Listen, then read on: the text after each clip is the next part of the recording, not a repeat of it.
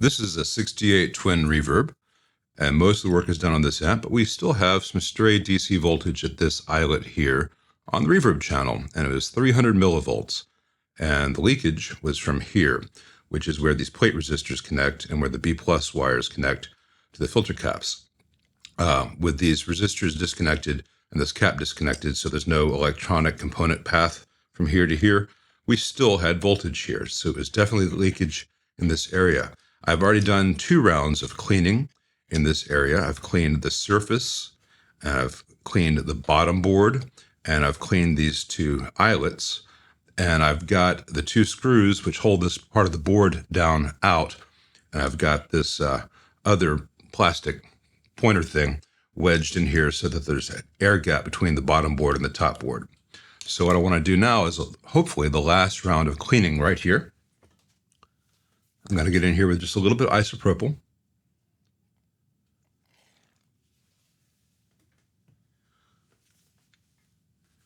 And I'm going to take a small bit of paper towel and just kind of get the worst of the excess off, focusing pretty much on the little bits of gummy old flux that might be at those eyelets. And the rest of it will evaporate. I could speed it up with a heat gun, and I might do a heat gun in this area as well. I think I probably will. But first, I want to get in here and directly heat up these eyelets to drive any moisture away from the board in that area, which will really speed up the process. Once that moisture is gone from the board, and you should be able to see that it evaporates out in a ring from that eyelet. I've got the soldering iron at 700 degrees. Then I'll do the same thing for this eyelet. And those patterns, those concentric rings going out like ripples in a pond will be overlapping. And so there should be no more moisture left in the board from here to here when I'm done. There's going to be some moisture on the bottom of the board from doing this. That will evaporate. And the bottom board has got some isopropyl on it. That will evaporate. And that's one of the reasons I wedged the board up to give it that air gap. Let me get the heat gun out and really heat up this entire section of board.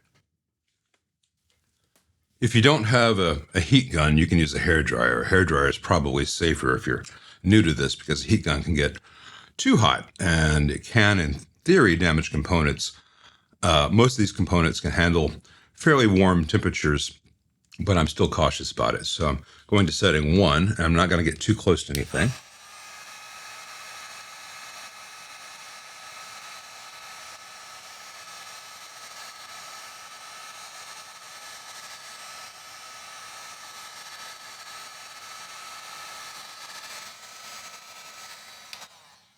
And that just sped up the evaporation of what's on the board. Now, I know that it's not ready for prime time yet. There's still moisture on the bottom board that went through the eyelets, but I can at least see where I'm at now. So I'm going to power it on. Let me get the meter here for you. So I'm powering it on, and I'm going to go ahead and put my probe where I want it to be.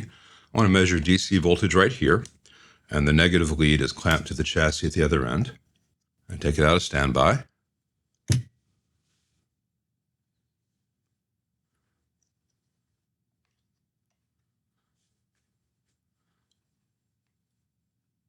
And that's really good. I only got 183 millivolts there now. 376 here. When I first noticed the noise, this was at 300 millivolts here. And when I did the first round of cleaning, before I used the heat gun, I actually was measuring 10 volts here and then went down to about 200. So we're already doing better. I know from experience that this will get even better as I let it sit. So I'm going to let it sit and be powered on for a while and see where that drops to. It's going to continue to drop. You can see it slowly, but I won't make you sit through the whole thing. We'll resume once it gets down to its stable operating condition. And then I'm going to give it about another 15 minutes before I put the screws back, put the board back in place, and then I'll see if anything has changed. So be right back. All right, some time has passed, and it's gone from 300 millivolts to about 24 millivolts. 23 millivolts. That's really good. That's amazingly better. I'll put all this back together. And I did the same thing over here, though I didn't show it in the video. I was at 60 millivolts. Now I'm at 24, 25, about the same. If this were a fiberglass modern board, we wouldn't have any of this leakage, but this is an old fiber board from 1967, 68. So 68, it is what it is, but this will be a lot better than having 60, let alone 300. Let me put all this back together now.